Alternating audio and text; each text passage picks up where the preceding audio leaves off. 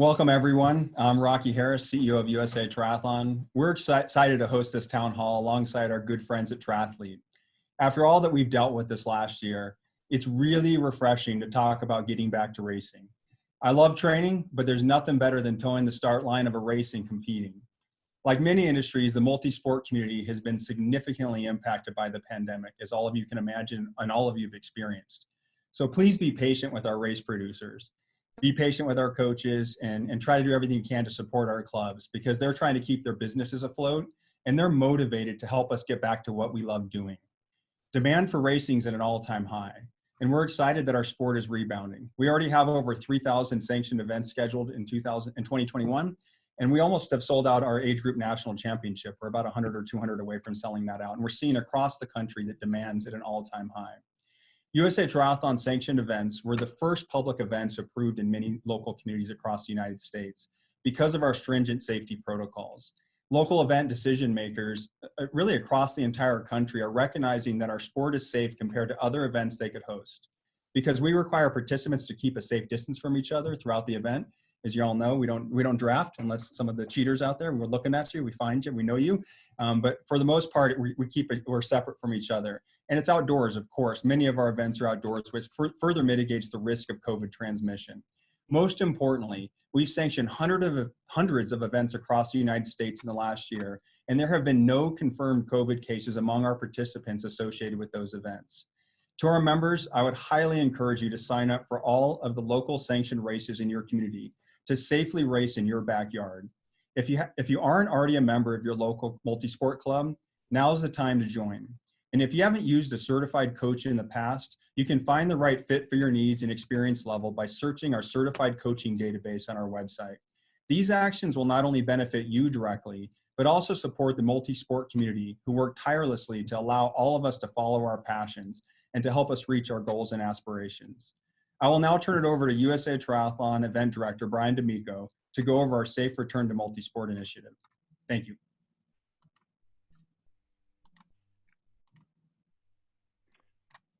Hi, everyone, and welcome. Again, thank you for joining, and thank you for the great intro, Rocky.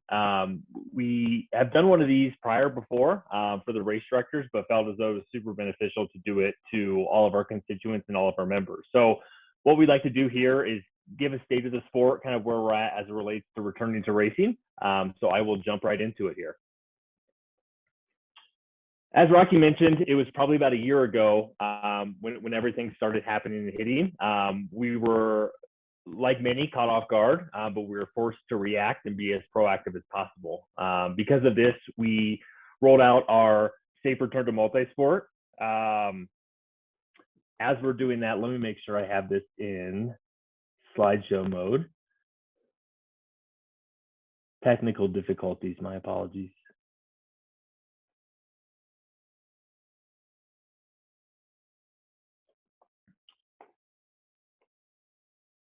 Okay, hopefully that's a bit better.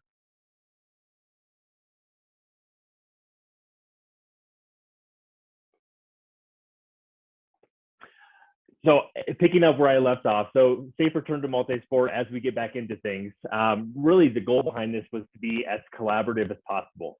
So we did not operate from USA Triathlon's in a bubble by any means, but really referencing multiple professionals in the industry, not only from the medical side, but also consulting our various committees, race directors, clubs, coaches, and medical providers, just to make sure we're on the pulse with everything happening. It's a continual update that we're doing from our end just to make sure we're staying current with all the CDC guidelines.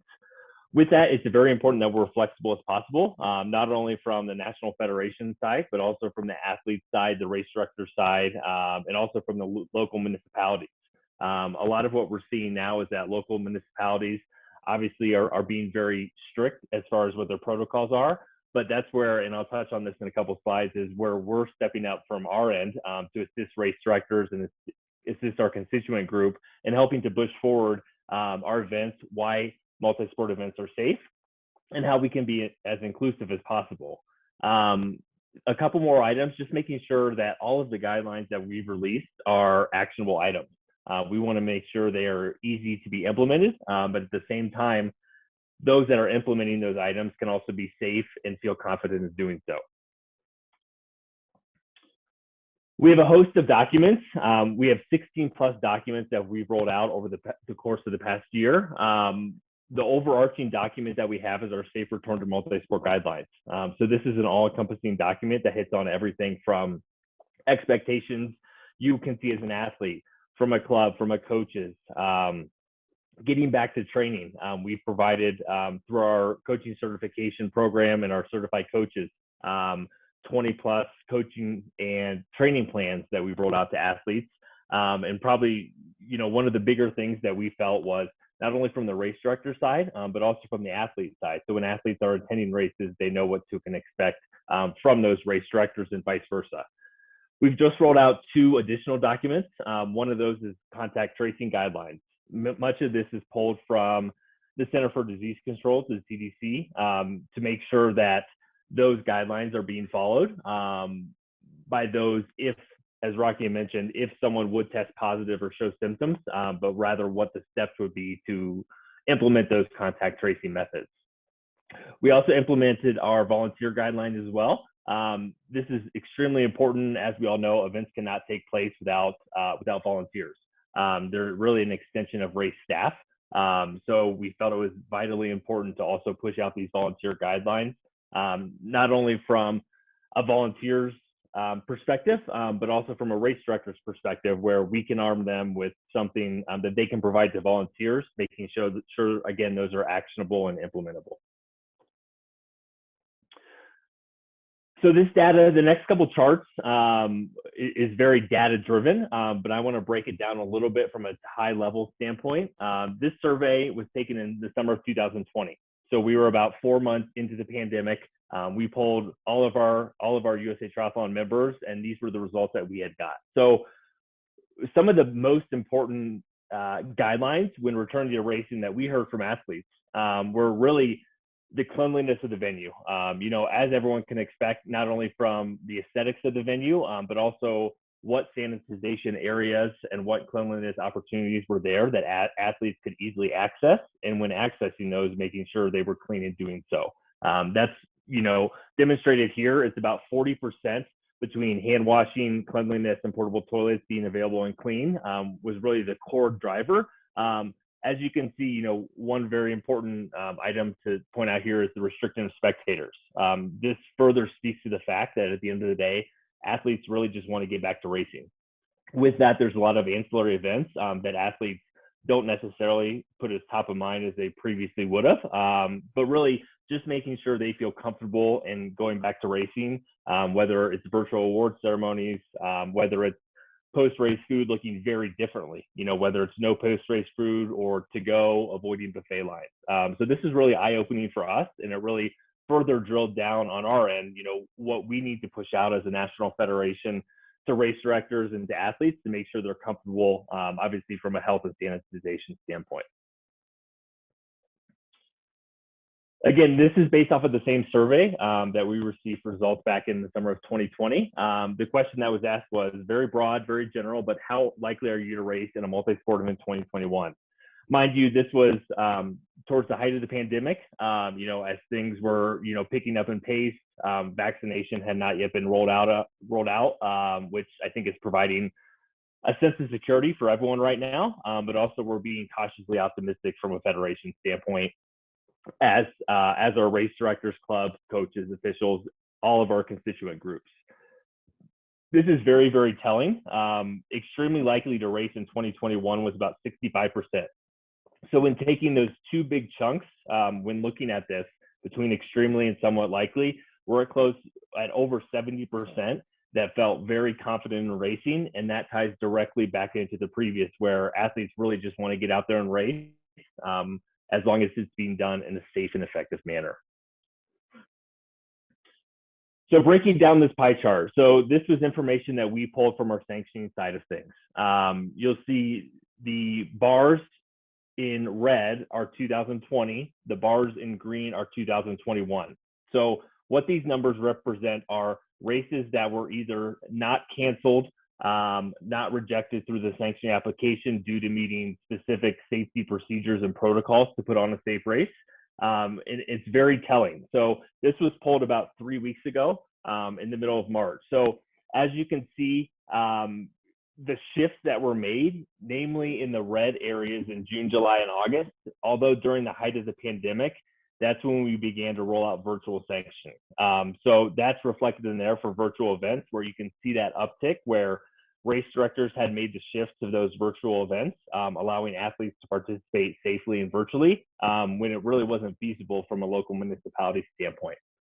Shifting over to the green area, as you can see, there's a huge amount of races in comparison to 2020 that have sanctioned, that have been approved. And I'll touch on it in 2 slides as far as what we're doing from our end to ensure that safety measures are being met. So we only expect this number to increase. We are still offering the virtual sanctioning side of things as well, where race directors can ease back into it if they so choose. And we definitely expect the virtual, the virtual explosion to continue on. So overall, the current situation within the sport, as I've mentioned countless times, and we'll hear in the Q&A session coming up after I get done speaking here, is that athletes are really excited to get back to racing.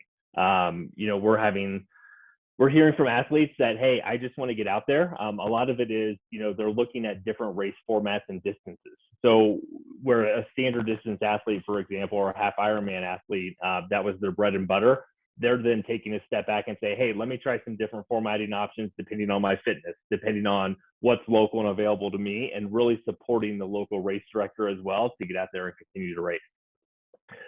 The letter from USAT to municipalities, that's something that Rocky has been extraordinary about in our event services team, as well as our national events team, is really connecting one-on-one with race directors, seeing what problems or issues they may be having from their side of things, and USAT stepping up to really have those conversations with those municipalities, explaining, 1, why multisport is safe, 2, it's an outdoor event, and 3, our safe return to multisport guidelines that we've rolled out that race directors are really taking to heart and following.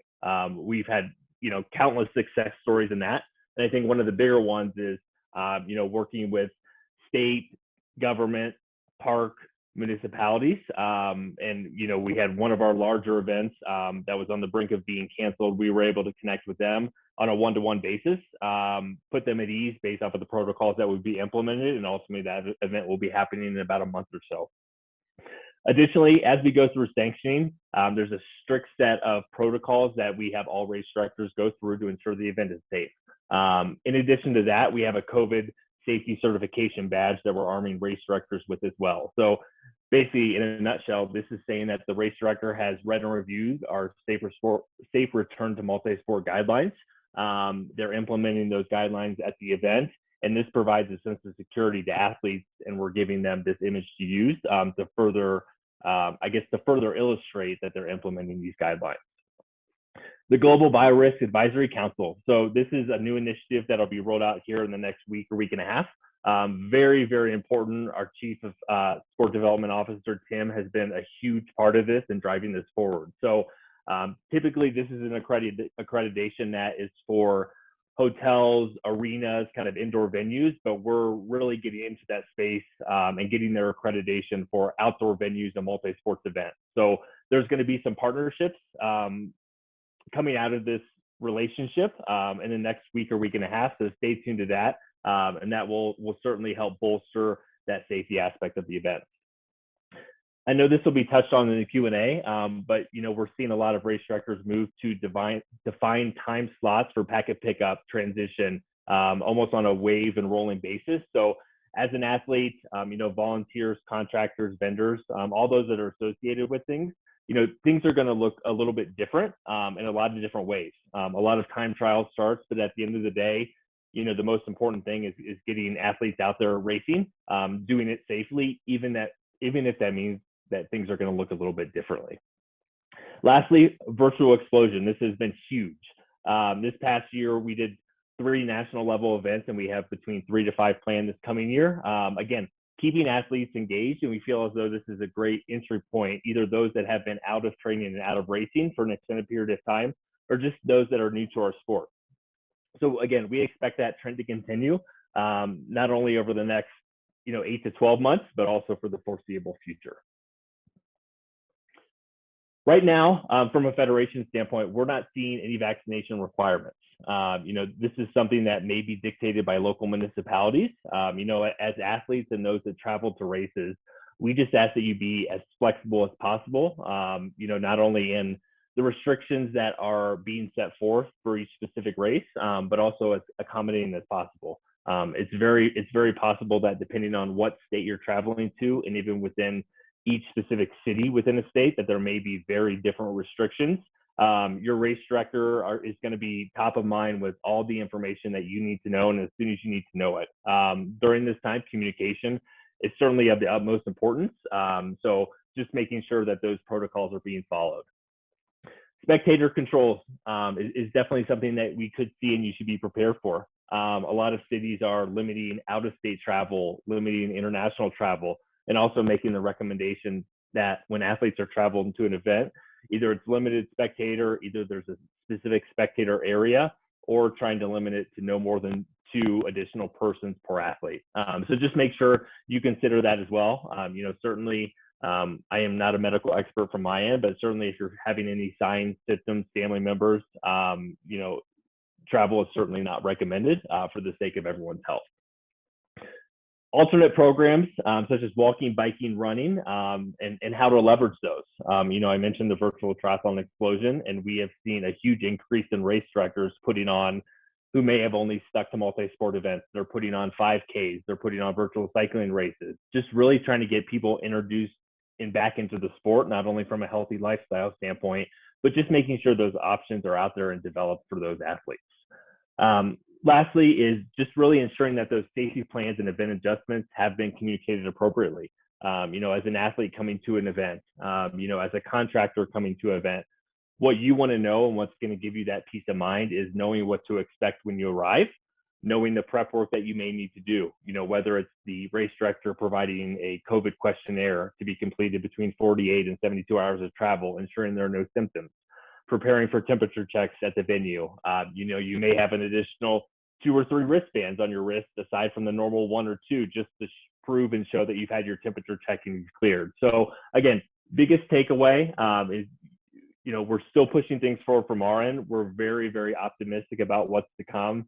I know the race directors that are out there putting on events are excited to get athletes back to racing, and we're excited to move this forward.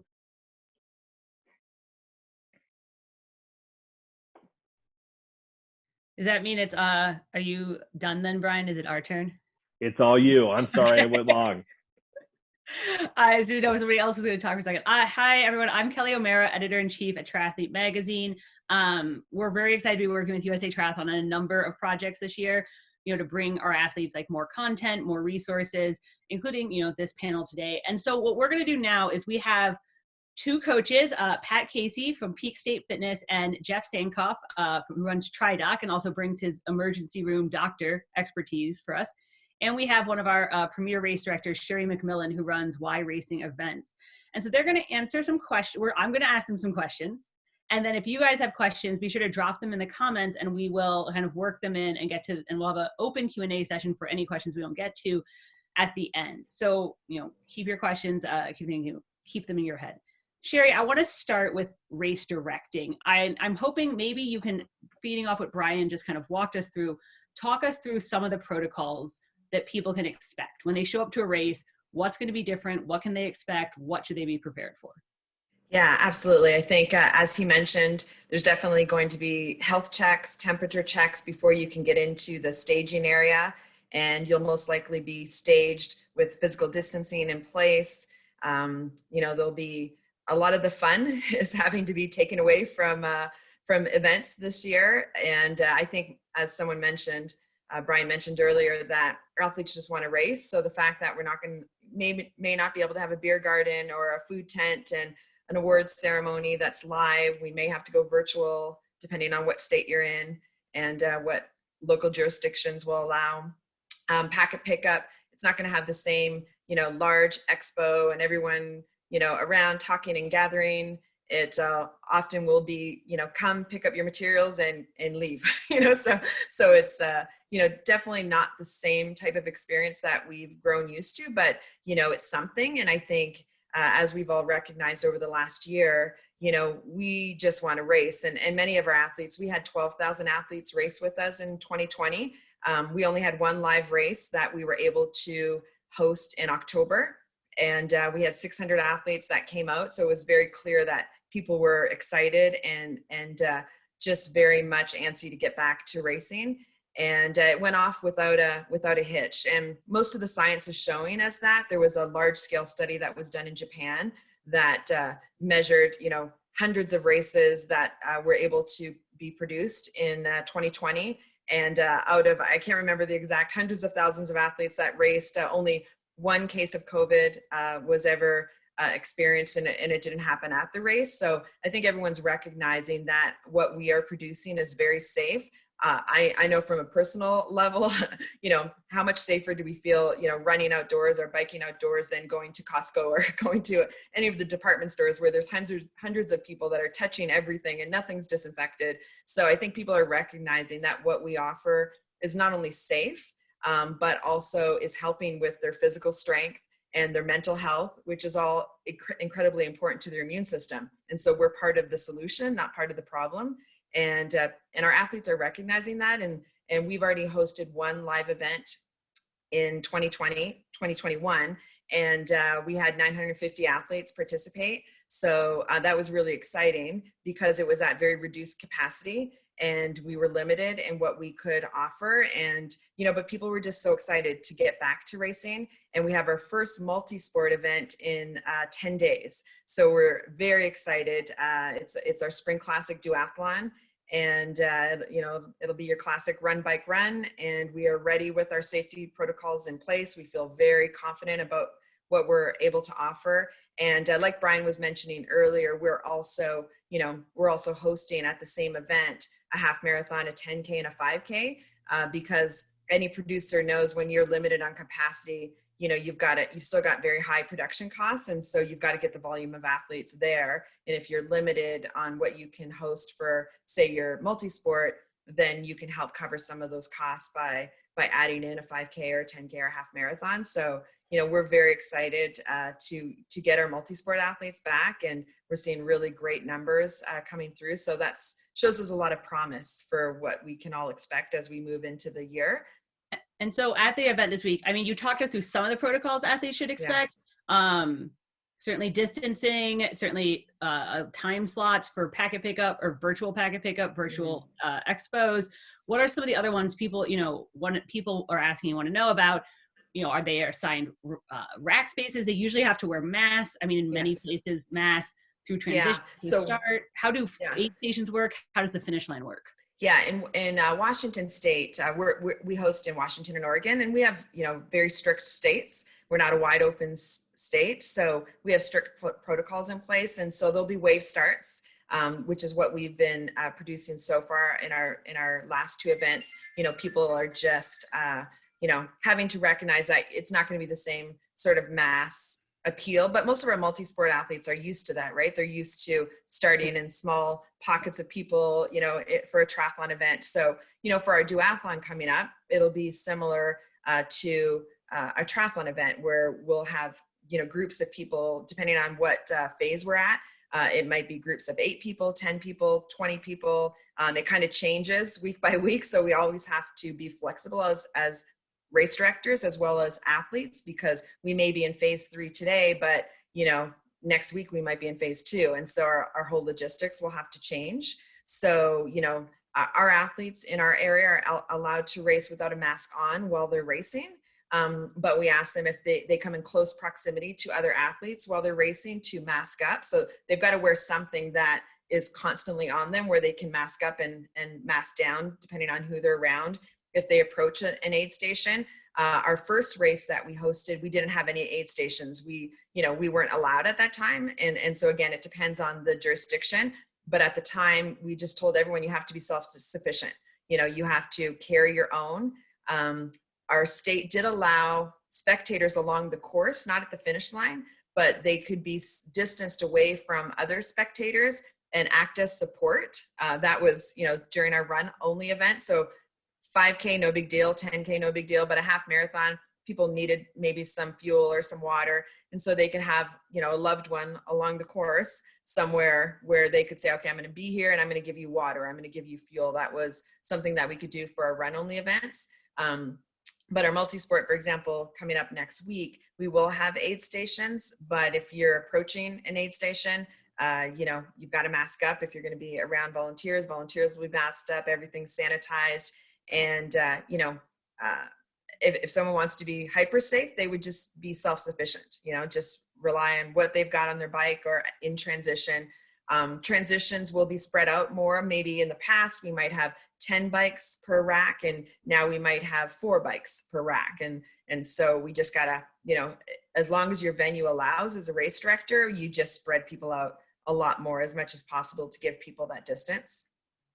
And someone's asked specifically about the finish line. Kind of, I know I've seen a lot of races where they literally hand you the mask as you cross the finish line. There's no food, there's no like congregating, just kind of, you're done. Yeah.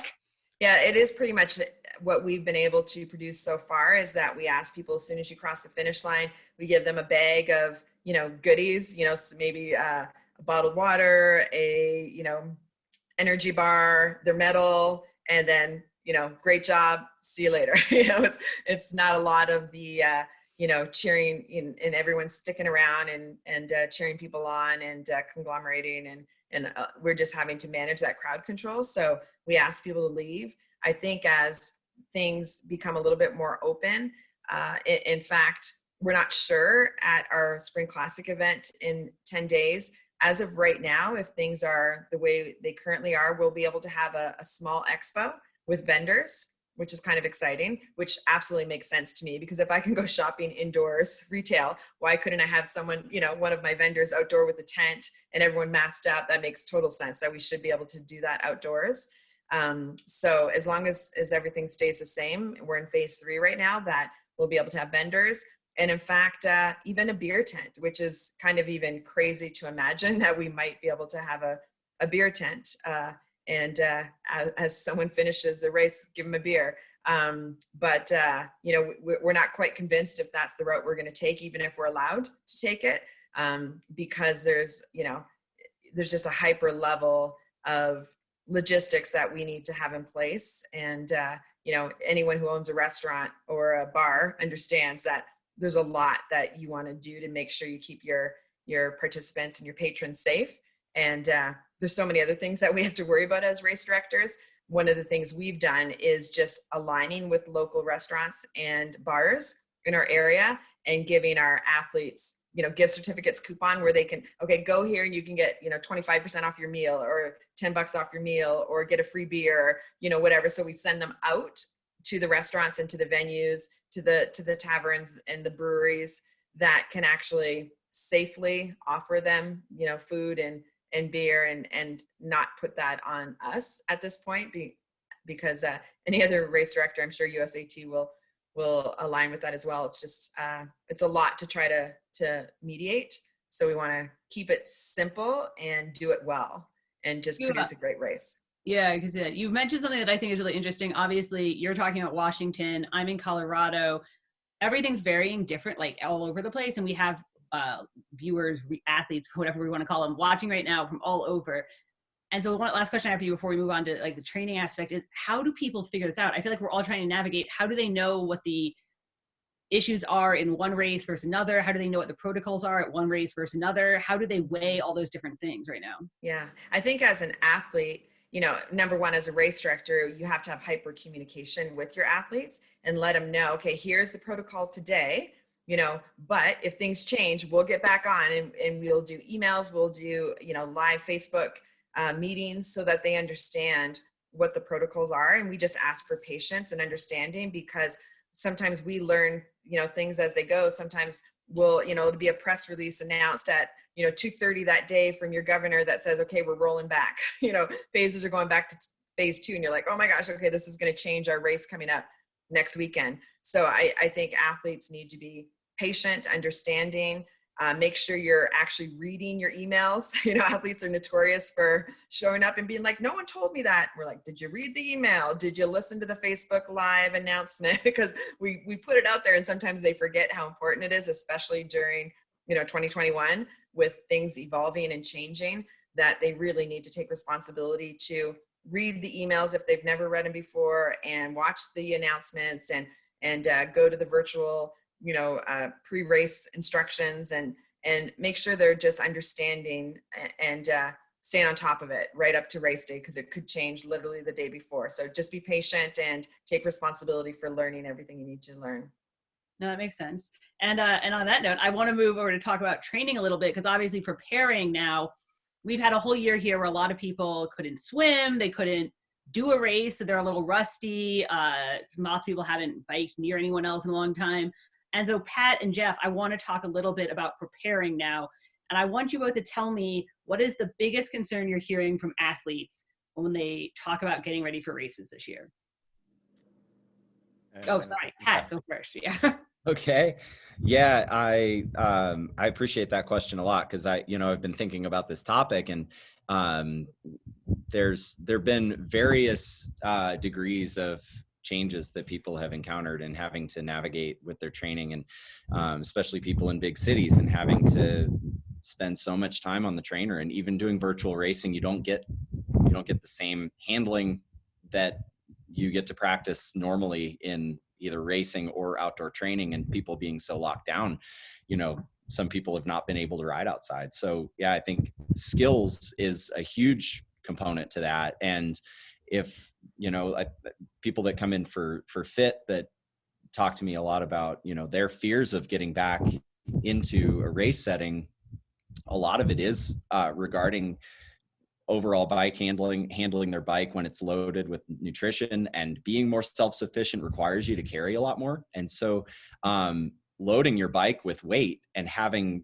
nutrition on board and being able to practice with that added variable, I think is going to be a really important key to getting back into racing confidently, and helping people just practice getting nutrition from their pockets, and creating that ease of use so that they don't come into a race overwhelmed. And then, dialing in your nutrition plan, I think, goes along with that too. So, knowing that you're going to be self-sufficient, being able to carry everything that you need, and minimizing extraneous things that you can, maybe avoid having, 6 bags of peanut butter filled pretzels on your bike, and having, maybe a more succinct nutrition plan.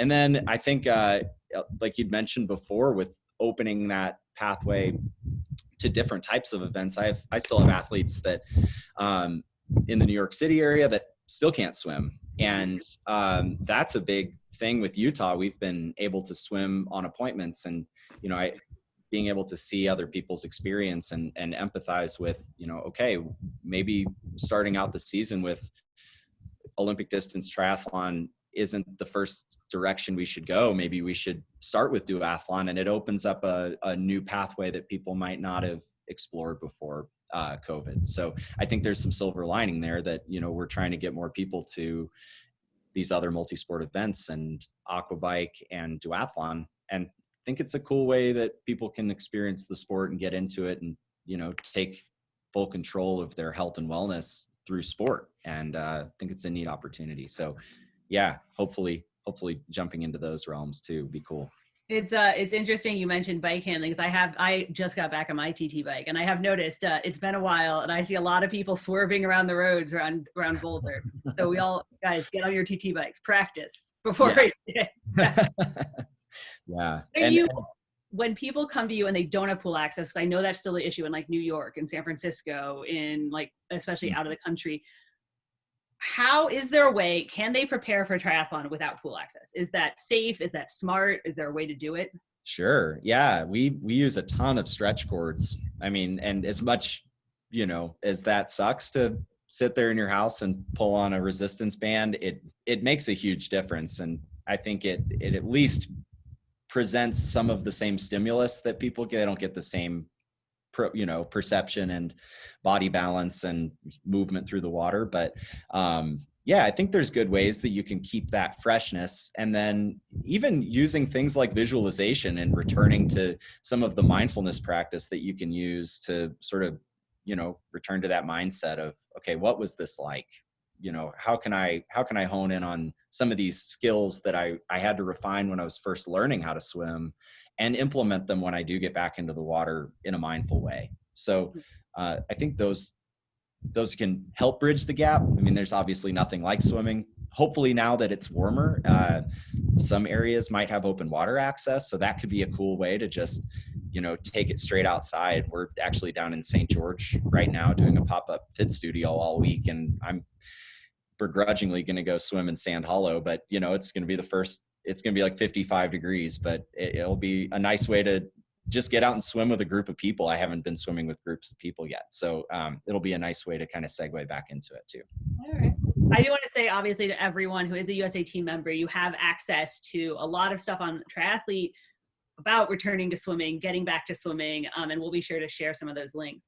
Jeff, you are also an emergency room doctor in addition to being a triathlon coach. And so I know you have like a very unique perspective here. And I want to know, what are the biggest concerns you're hearing from athletes in terms of returning to racing? Well, I think, you know, everything that it was said on this meeting so far is valid. You know, we know that outdoor exercise is a very low risk activity. And I think even outdoor events like this is a safe endeavor to undertake. I do, however, want to caution people. They need to remember that if we're getting back to racing, that doesn't mean that the pandemic is over. We are still seeing a lot of cases, a lot of deaths, and a lot of disability from this disease. And I hear personally from a lot of athletes almost every week writing to me and asking, I had COVID, how safe is it for me to get back to, you know, training for my race? How safe is it for me to race? And that remains an unknown question. I have to say the last year for me as a physician has been an entire career of education, one that continues to this day. And post-COVID syndrome is real. You know, depending on how severe your case of COVID was, it can be really, really profound and can last for many, many months.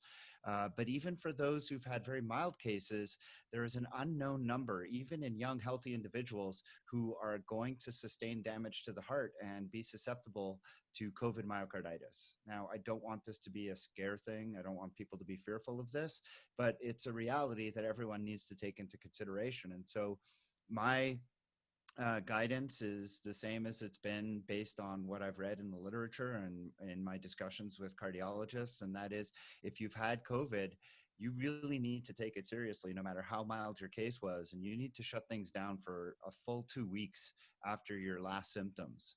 If you had a very mild disease, then you assume that COVID takes 10 days to clear, and then you wait 2 weeks after that. And then you start getting back into exercise gradually. And as long as you don't have unexpected levels of shortness of breath, any chest pain or palpitations, then you're good to go and you can ramp things up. But if you have any kind of symptoms, especially palpitations, especially lightheadedness, you need to shut it down and immediately go see a physician and get checked out for the possibility that you have myocarditis. So that's really the main thing that I'm hearing, and the main thing that I think athletes are appropriately wary of. One of the other things I know I've heard a lot from our readers, questions around is vaccines and getting to racing. Should they get the vaccine before they race? Should they wait until after it? Does it affect their racing? You know, a lot of people obviously feel bad for a day or two, and that just is what it is. Have we seen enough athletes kind of get vaccinated yet that we have an idea about that? If you can get the vaccine, get the vaccine, period. There's no way for me to say this any more clearly. I don't care which one you get, just get it, because that's the only way we're getting out of this, is if enough people get this vaccine. And all of the stuff that's out there about how the vaccine, I don't even want to get into it. It's not worth talking about. The fact of the matter is, this vaccine has been now distributed, any one of the major ones that we have available in the United States have been given to millions and millions of people, and we are not seeing any detrimental effects. And that includes to training. Yes, if you get Moderna or Pfizer, the second shot, it's a doozy. There's no question. But that's your immune system working the way it's supposed to. So when you get that second shot, you're going to feel pretty unwell for 24 to 48 hours, and you're not going to want to train during that 24 to 48 hours. But the net positive of getting that vaccine and gaining that immunity so outweighs anything that's related to losing training for a couple of days. Please get the vaccine, schedule it as soon as you can. If it interferes with the race, it interferes with the race, but you will be much happier in the long run, because let's face it, going to a race vaccinated is a much better state than going to one unvaccinated. I think it's an interesting point you brought up. You have to skip a race, you have to skip a race. And I think that's a thing that we're all dealing with this year, is kind of being flexible. Like Sherry mentioned, being patient, being flexible. And I wanted to ask all you about that uncertainty. We've heard a lot of athletes kind of struggling with uncertainty in their training. How do they prepare for it? Uncertainty in knowing what to expect. And so can we start, Pat, with like, can you talk a little bit about how you even prepare for a race when you don't know if the race is going to happen? How do you train for it? How do you create a program? What do you do? Oh gosh, yeah, that's, I think, been the last like 12 months of and even going back into like, you know, thinking about the beginning of 2020 and everybody's ramping up, and then, you know, starting with those early spring races, and it just transcended into the, you know, situation we're all in now, where people are still kind of wary of like, well, how excited do I really want to get? How much am I going to invest my time in this, especially long course? You know, I think returning to the fundamental reason why people do this, and like bringing it back to like the quality of life it gives you, making it fun is the priority, and getting outside and staying healthy. Because at the end of the day, we have to ask ourselves, why do we do multisport? It's not because it's, you know, it's not a job for most of us. It's a hobby, and something that makes us excited to get out of bed and find improvements in our lives, and hopefully it trickles into other areas of our lives. So I think that's been the biggest thing for us, is just, you know, making it more of a personal why and personal goals around the training. And you know, I think making little process goals around training too keeps people's fire lit, because it's not as much about just building for one day, one race, one weekend. It's about, you know, your building blocks are lasting into, you know, 3-year goals, 5-year goals, 10-year goals. And hopefully that's, you know, the mindset that most of our athletes that we work with will end up having, and keeping that fire lit for years to come, because it's a lifetime sport, and we have such a privilege to get to do it, that I think we do get so focused on the race itself.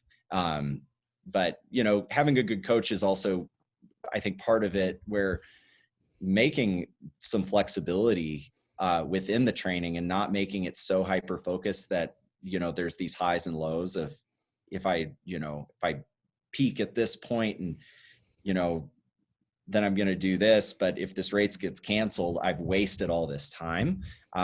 There's, I think, a mindset shift that we've had to do this last year, and just, you know, kind of changing our expectations, and making, you know, again, flexibility, and being able to take those setbacks and see them as opportunities to grow from. And even if a race does get canceled and you have to sit it out, use that peak to go and do something else epic. You know, go do a massive ride in your area that you have always wanted to do. Use that fitness for something that you can be like, yeah, I didn't do this, but like I made lemonade, and I went and did this huge, you know, mountain pass that I've always wanted to do, or I did this big 100-mile around the lake, or whatever it is. Yeah, I want to dovetail on that just a little bit, Patrick, because I think what you're saying is the essence of the triathlete, right? I mean, how many times do triathletes complain that, oh, my race got ruined because I got a flat, or my race got ruined because my goggles got knocked off during the swim? Well, this year, every triathlete has had an education in what it means to be adaptable, what it means to deal with the punches that come your way. And yeah, there's no question. There's been disappointment after disappointment, postponement after postponement, deferral after deferral. I mean, next time somebody gets a flat during a race, they're going to be just so happy to be out there doing their race. Yeah. They're going to fix their flat. They're going to get back to it. They will have learned from this experience. I hope that, you know, you control what you can control. You continue to work on the things that you can work on, and everything else will just sort itself out. Yep. And I think that's something that we can all take away from this miserable experience. I think we're going to get to the question. I was going to say, I was going to ask you a question. Yeah. But go ahead first. I was just going to say, as a race director, I so agree with what Patrick and Jeffrey are saying. And to add to that, you've put the training in, you've set the goal, and let's say the race is canceled, there's no live option. Well, the majority of races are offering a virtual option, and so still do the race. It's going to look different. You might have to be on your trainer, or you might have to set up your own course. But that's what our athletes did this year. And like I said, we had 12,000 athletes that, instead of deferring till next year, they said, you know what, I put the training in. Athletes are goal oriented, and we have obstacles all the time. So do you cancel? Do you say, oh, here's an obstacle, so I'm just going to quit? Or do you say, no, I'm going to keep going towards this finish line. It's going to look differently. It's going to be a virtual finish line, but I can still do the race. And not only will that help put that training to use that they've worked so hard towards, it'll give them a huge sense of accomplishment that this is what they did during a global pandemic. Instead of canceling or deferring, like they stayed the test of time, and they continued forward, and instead of just saying, I can't do it anymore, because you still can. And so many of our athletes, I look back at the videos and the photos of our athletes, creating their own courses and going out and doing it and making a finish line in front of their house, or, doing whatever they did. And it brings us so much joy, because not only was it great for them, but it also helped us as a race director survive. We were able to get through the year. We didn't have any layoffs of our managers. And now into 2021, we don't have, think about a race director that had everybody deferred to next year. Now they've used all those funds over the last year to, they still have operating costs and have payroll. They've used all those funds. Now they've got to produce this race with no money left in the bank, right? That's a hard position to be for any race director that had all of their athletes defer. So if the athletes decided to say, you know what, I love this local race company, I want to see them survive and be able to continue producing races in my community, do the virtual race. 9 times out of 10, you're going to get an incredible experience that you're going to create when you want to race, where you want to race. Make it like your own beautiful course. Have your favorite beer at the finish line, your favorite meal at the finish line, and make it special. And then know that you're helping that race company survive through past COVID and this global pandemic. And also our races raised over $500,000 for local nonprofits through the virtual races that we did. So there was so much good that came out of it, so much silver lining, that we just continued forward. We said, you know what, our athletes don't cancel. We're not going to cancel. We're going to create a great experience. We upgraded the swag. Like, they got some incredible swag this year. So we took out whatever we would have paid for traffic control or flagging or whatever. We took that money, we upgraded the swag, and they got towels and hoodies and just hats and all kinds of great stuff. So we tried to make it worth their while to stick it through this with us. And it was a win-win. So, if you have a choice, defer or virtual, if you can, choose the virtual option. I think that makes sense. We have a lot of questions coming in, and a lot of them are, I'll just ask whoever it's relevant to. But one thing I did want to ask you, Sherry, before we kind of get to this, is something we've been telling athletes is things to consider as they pick races.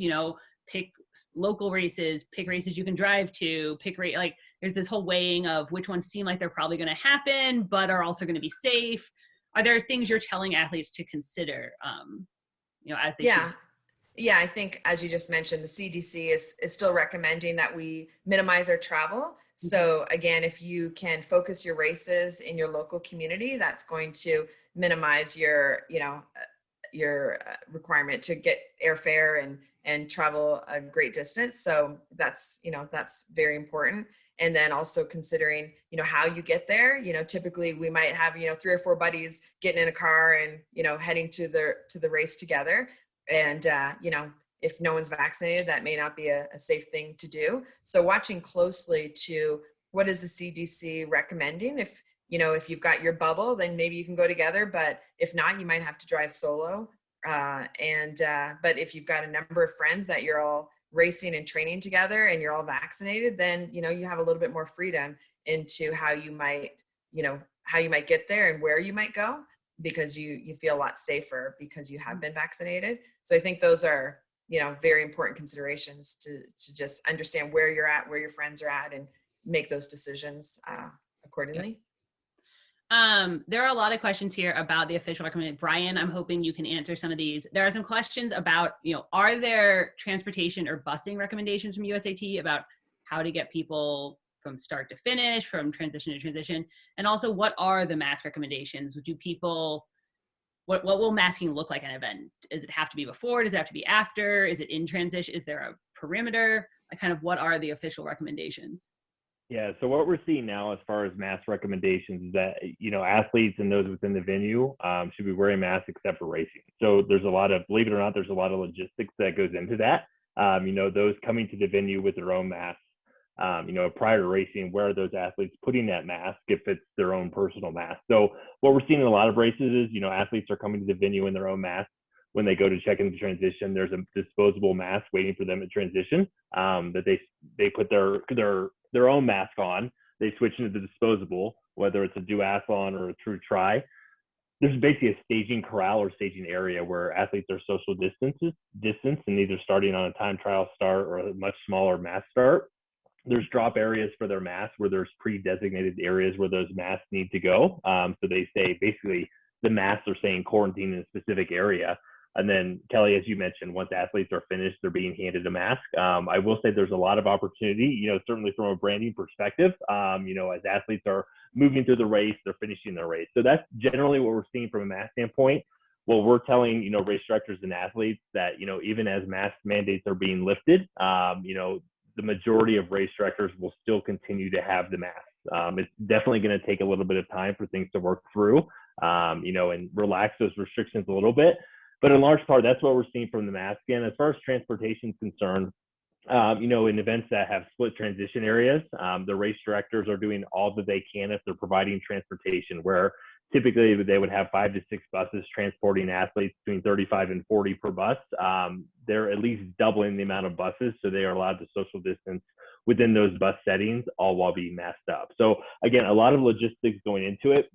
Certainly with every race that you go to, and I think I can't drive home enough how important it is to listen to and heed that communication from the race director, so you don't get any surprises, that you come prepared, and hopefully ultimately these restrictions will begin to be lifted here, depending on whatever variants come about with COVID. But hopefully, the vaccinations, as Jeff mentioned, are doing the job. And somebody wants to know, can they bring specifically to the USAT Nationals events spectators, friends, and family? And what are your guys' recommendations on spectators? Yeah, great question. So we're working very, very closely with each municipality. So, their biggest, high level thoughts on that is, obviously they're super excited to have the events. We have full support behind each of the events, but also they realize that people are coming from throughout the country. With that said, they realize how important it is for athletes to have their support systems at the event. So, in our close communications with those municipalities, we have not heard of any spectator restrictions at this point. What they are advising, however, certainly anyone that has any sort of signs or symptoms, either within your household or your close group, doesn't travel, but also as much as possible, try to limit that crew that you're traveling with. So if you would typically bring 4 to 5 people additionally with you, take a step back, say, hey, maybe I can travel with 1 to 2 people. But, that's what we're hearing from our cities as well. Obviously still wanting the support, but at the same time, it's a mutual agreement between, us and then the local city, making sure that everyone stays safe across the board. And Kelly, to add to that really quickly too, one of the things that some are talking about is controlling access to the venue. So if you're a spectator, you're going to get temp checked, as well as being asked the questions that are often asked as you enter the premises. And if you don't pass, you're not going to be allowed into that particular footprint, and which may frustrate some people, but those are the questions that need to be asked before you show up at a venue. I always just assume everyone lies now so they can get in, which is terrible. Which goes to another question we have, and maybe Sherry and Brian or Tim could answer this. Are there going to be penalties on people who violate the safety protocols? Are there USAT time penalties? I honestly haven't heard USAT requiring that of us as race directors. I think for us, we're going to go with whatever guidance we've been given by our governing bodies. And there's a lot to manage and navigate as race directors. For example, some of our athletes are asking us, well, I have my my vaccination, so I shouldn't have to mask up. And as a race director, how are we going to be able to determine, when we've got hundreds of athletes out there, who's been vaccinated, who hasn't, in a split second as they're racing along the course and, coming into the venue? It's just too much. So athletes, just understand, even though you've been vaccinated, we're not going to be able to navigate that and try to separate who's been vaccinated and who hasn't, and who's been tested positive or who's tested negative with COVID. And it's just too much. So we're just going to have it just as a set protocol for everyone for now, until we get, to a state where our country is in a much safer position.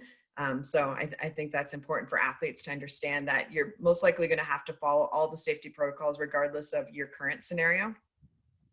And Brian, maybe you can speak to if there is an actual USAT penalty. How is this being enforced? If people don't want to, what do you do? Yeah, so really interesting question. Events that have, whether they're being self-officiated or officiated by our officials crew, we do have a penalty that's termed unsportsmanlike conduct.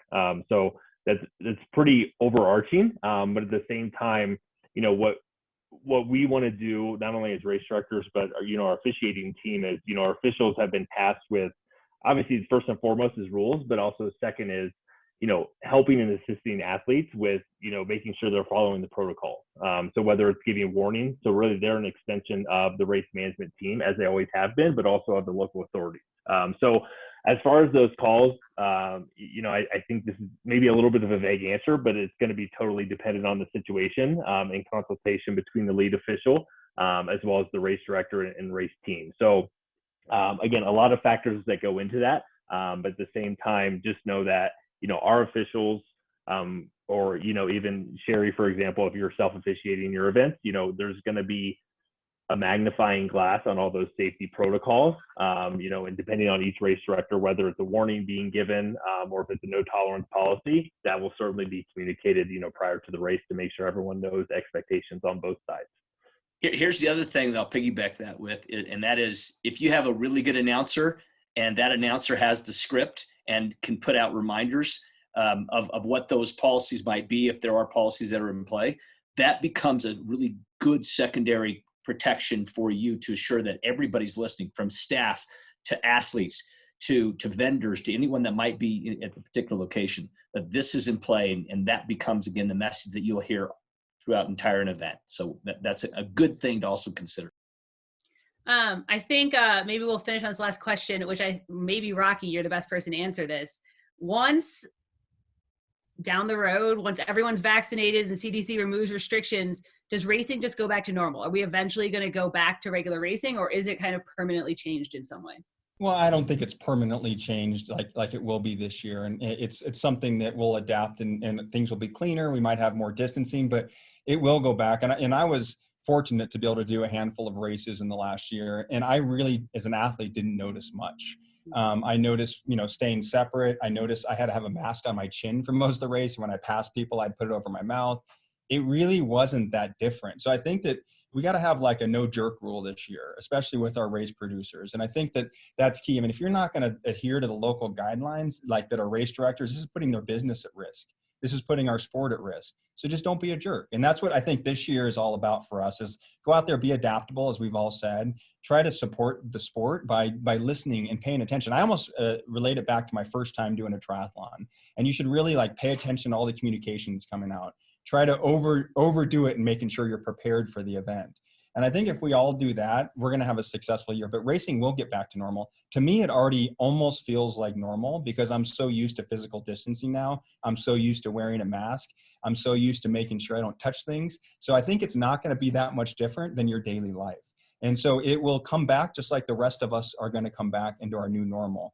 Will it be exactly the same? Probably not. Will it feel that different than it was before? No. And so I ask all of you that, as we go through this, what I found, I had many races canceled like you did last year. I was really depressed each time those weekends passed and I couldn't compete in them. When my first race was the Pikes Peak Marathon here in Colorado Springs. And I remember when I crossed the finish line, it was like my first time I did a triathlon. I was literally emotional. I had tears coming down my face. And it feels like that finish line experience that you've all had. it's better than ever. And I'm telling you that right now. It's better than ever because it was about overcoming this. So the only way we can overcome that is if we all adhere to the policies in place. We're only doing it so you can race. We're not doing it because we want to be some control mongers or trying to, change things. We don't. We're trying to protect the sport and protect you. So just know that it might change a little bit over time, but these are good changes, actually. They're not bad ones. And I promise you, if you feel like it's dramatically changing your experience, reach out to me directly. And I know those of you know me, know you can, and I'll respond. And we'll figure out a way to work with you to have the greatest experience you can have. I think, well, thank you everybody for coming and for helping us. I think they've been sharing information in the Facebook chat, and you can find all the safe return to racing guidelines on the USAT website. On the Triathlete website, you can find a tab for USAT members, which gives you access to all this training content, and good luck this year. So hopefully we see you all out there. Thanks everyone for joining us. Appreciate it. Thank you. Thank you.